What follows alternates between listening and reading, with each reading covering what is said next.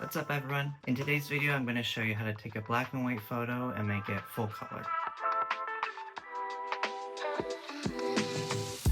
For this video, I'm going to take a black and white spider noir poster and turn it into full color. Not a sponsor, but this show is excellent.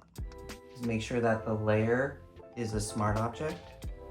So select that layer, go to Filter, Neural Filters, go all the way down to Colorize here and switch it on. Then click OK.